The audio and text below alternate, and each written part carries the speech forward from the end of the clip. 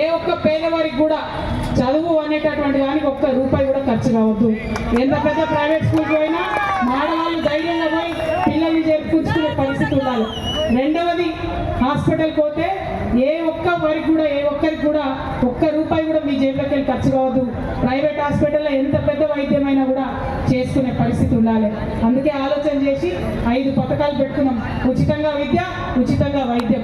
ఇక నెక్స్ట్ మనకేం రంది ఉంటుంది అక్క, మన ఆడవాళ్ళకి మా పిల్లల్ని చదివించినాం, ఇంటర్మీడియట్ చేయించినాం, డిగ్రీ చేయించినాం. ఉద్యోగాలు ఎక్కడున్నాయి? పడ్డాయా? వచ్చినాయా ఉద్యోగాలు? బీఆర్ఎస్ ఉన్న 10 ఏళ్లలో ఒక్క నోటిఫికేషన్ రాలే గ్రూప్ 1కి. అదేవిధంగా కాంగ్రెస్ ఉన్నటువంటి ఇన్ని రోజులలో సంవత్సరానికి 2 లక్షల జాబ్లు వేస్తామంటే ఎక్కడ కూడా జాబ్లు వేసిన పరిస్థితి లేదు. అందుకే నేను ఒక ఆలోచన చేసిన, ఇవాళ ఎట్లయితే ఊర్లలో మన ఆడబిడ్డలకు సెల్ఫ్ హెల్ప్ గ్రూప్స్ ఉన్నాయో అట్లా యువతీ యువకులకు, చదువుకున్న ఆడపిల్లలకు మగపిల్లలకు మంచిగా గ్రూప్స్ పెడదాం. పెట్టి వాళ్ళకు 2 లక్షల నుంచి 20 కోట్ల దాకా వాళ్ళు ఏం బిజినెస్ చేసుకుంటామన్నా, ఏం చేస్తామన్నా వాళ్ళ చేతిలో 2 రూపాయలు రావాలి. అట్లా వస్తేనే వాళ్ళ గౌరవం ఉంటుంది. ఇది కూడా నేను ఉట్టిగా పెట్టలేక నేను మాట్లాడుతూ ఆలోచన చేస్తా. బాగా మగపిల్లలు, ఆడపిల్లలు, చదువుకున్న పిల్లలతో మాట్లాడినా వాళ్ళు ఒకటే మాట చెప్పారు, అక్క మాకు 18 ఏళ్ళు వచ్చినాయి, 20 ఏళ్ళు వచ్చినాయి, 25 ఏళ్ళు వచ్చినాయి, ఉద్యోగం వస్తలేదు, చదువుకున్నా, ఇంట్లో పైసలు తీసుకోవాలంటే బాధ అవుతుంది. మా తల్లి గ్రూప్లో పైసలు తీసుకొని ఎత్తుకొని వచ్చి నాకు 1 లక్ష రూపాయలు ఇస్తే బండి కొనుక్కుంటున్నా, ఎత్తుకొని అక్క గ్రూప్లోకి వెళ్ళి 3 లక్షల రూపాయలు మా అమ్మ ఇస్తే ఆటో కొనుక్కొని నడుపుకుంటున్నాక ఇజ్జత్ అనిపిస్తుంది. పెద్ద చేతికి వచ్చినటువంటి కొడుకును మళ్ళీ అమ్మని డబ్బులు ఆడుకోవాలంటే ఇజ్జత్ అనిపిస్తుంది అక్క అని ఎంతోమంది ఆడపిల్లలు, మగపిల్లలు చెప్పిన తర్వాతనే నేను ఈ పథకం ఆలోచన చేశాను. ఎట్లా అయితే వాళ్ళ ఆడవాళ్ళ గ్రూపులు పెడుతున్నామో రేపటి నాడు మన యువత కోసం గ్రూప్స్ క్రియేట్ చేస్తాం, యూత్ ఎంపవర్మెంట్ గ్రూప్స్ క్రియేట్ చేస్తాం.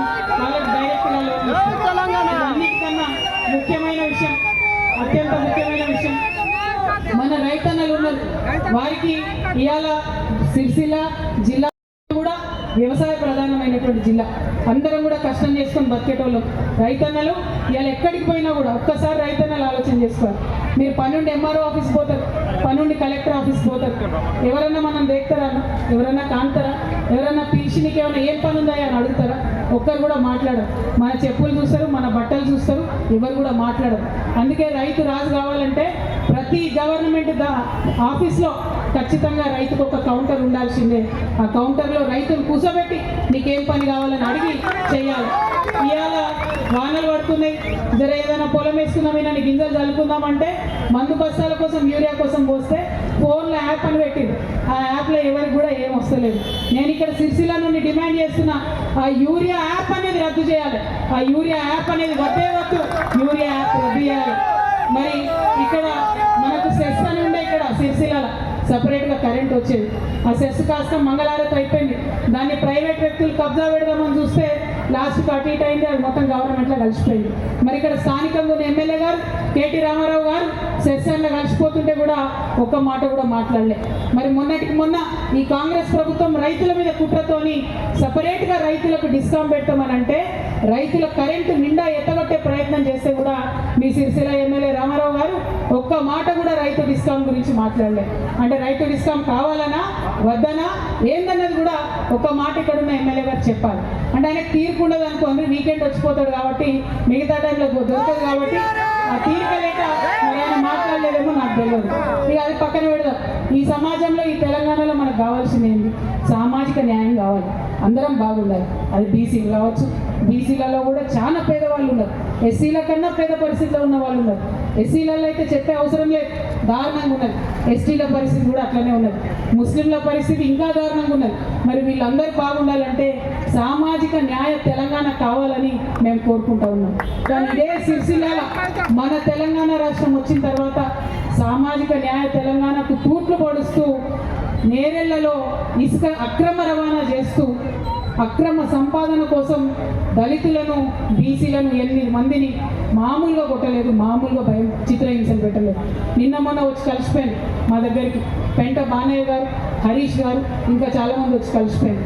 వాళ్ళ కనీసం ఇప్పుడు నడవరానటువంటి పరిస్థితి ఉంది. ఎందుకోసం చేసినంత దాష్టికం? అధికారం ఉంది అని అంటే ఆ అధికారం ఉంది కాబట్టి పేద సాధువుల మీద నువ్వు ఆ కోపం తీస్తావా? నీ ఇసుక బండికి అడ్డుపడ్డానికి తీస్తావా? నీ అక్రమ సంపాదనకు అడ్డుపడ్డానికి తీస్తావా? నీ ఎన్నుకున్న మనుషుల్ని కాపాడుకోవడానికి దళితులను బీసీలను పట్టుకొని కొడతావా? ఇవాళకి కరెక్ట్గా జూలై 2వ తారీఖు వస్తే 9 ఏళ్ళు నిండుతుంది. వాళ్ళకి ఎట్టి న్యాయం కూడా జరగలేదు. మరి పరామర్శించిపోయారు, కేటీఆర్ గారు కూడా వచ్చి పరామర్శించిపోయారు. అయ్యో పోలీసు వాళ్ళు కొట్టిరా నాకు తెలియదు అన్నాడు. కానీ ఇంతవరకు న్యాయం జరగలేదు. ఆ తర్వాత రేవంత్ రెడ్డి వచ్చిపోయాడు, కేటీఆర్ మీకు న్యాయం చేస్తలేడు నేను చేస్తా అన్నాడు. ఆయన కూడా అటే పోయిండు. మధ్యలో బండి సంజయ్ వచ్చిపోయాడు, ఎవరు న్యాయం చేస్తలేడు నేను చేస్తాను. ఇవాళ బండి సంజయ్ గారు నేను డిమాండ్ చేస్తా ఉన్నా, కేంద్ర ఎస్సీ ఎస్టీ కమిషన్ దగ్గర నేరల్ల ఇసుక బాధితుల కేసు పెండింగ్ ఉంది, దాని సంగతి ఏమైందో బండి సంజయ్ గారు చెప్పాలి. మీరు ఈ ప్రాంత ప్రజల ఓట్లేసుకొని ఎంపీగా గెలిచిండ్రు, ఇవాళ మంత్రి అయినరు.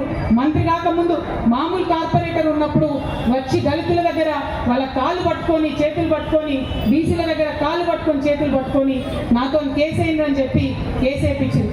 వాళ్ళేమో కేసు చుట్టూ తిరుగుతురు ఖర్చు పెట్టుకుంటా, మీరేమో రయ్య బుగ్గకారులు తిరుగుతురు. బండి సంజయ్ గారు తక్షణమే మీరు రావాలి, ఎస్సీ ఎస్టీ కేసు ఏదైతే కేంద్రంలో ఉందో దాన్ని వెంటనే పరిష్కరించాలి. ఇక రేవంత్ రెడ్డి గారు వచ్చిపోయిండు, ఆయన ఏం చెప్పిండు, ప్రతి కుటుంబాన్ని ఆదుకుంటా నేను దళితుల్ని నేరేళ్ల బాధితులు అన్నాడు. ఆయన కూడా ఇంతవరకు మాట్లాడలేదు. రేవంత్ రెడ్డి గారిని డిమాండ్ చేస్తా ఉన్నా, మీకు ఏమాత్రం బాధ్యత ఉన్నా, మీకు ఏమాత్రం ఇక్కడ ఉండేటటువంటి దళిత బిడ్డల మీద బీసీ బిడ్డల మీద గౌరవం ఉన్నా, ఇక్కడ స్టేట్ ఎస్సీ ఎస్టీ కమిషన్లో కూడా కేసు పెండింగ్ ఉంది. మీరు ఇంటింటికి వారికి డబ్బిచ్చి ఆదుకుంటామన్నారు, ఆర్థిక సహాయం చేస్తామన్నారు, నీకుంటా నేను అన్నారు, మాట తప్పిండ్రు. ఇది మంచి విషయం కాదు. వచ్చి ఖచ్చితంగా నేరేళ్ల బాధితులకు న్యాయం చేయాలి. మరి ఈ అన్న సంజయ్ అన్న ఏడు, అటు రేవంత్ రెడ్డి అన్న ఏడు, ఇటు కేటీఆర్ అన్న ఏడు, ఎవరు చేయాలి? రాష్ట్రంలో ఉన్న మగవాళ్ళందరికీ కూడా డబ్బుతోని, అక్రమ సంబంధంతోని, అక్రమ సంపాదనతోని కళ్ళు మూసిపోయి ఉన్నాయి. మీ ఆడబిడ్డగా నేను వచ్చిన నేరేళ్ల అన్నదమ్ములకు నేరేళ్లలో బాధపడి పోలీస్ స్టేషన్లో ఇబ్బంది పడి ఇవాళ నడవలేనటువంటి పరిస్థితిలో ఉన్న నా నేరేళ్ల అన్నదమ్ములకు నేను అండగా ఉంటా. ఎట్లా ఉంటానో మీకు నేను నిరూపించి చూపిస్తా. ఒక వారం 10 రోజులలో నేరేళ్ల బాధితుల వాళ్ళ ఇంటికి పోతా, నేను నిరూపించి చూపిస్తా. న్యాయం చేయాలనుకుంటే, గుండెలో నీతి ఉంటే ఎట్లా చేయగలుగుతాం అన్నది నేను చేసి చూపిస్తా. నేరేళ్ల బాధితులకు టీఆర్ఎస్ పార్టీ అండగా ఉంటుందని ఈ సందర్భంగా నేను తెలియజేస్తాను.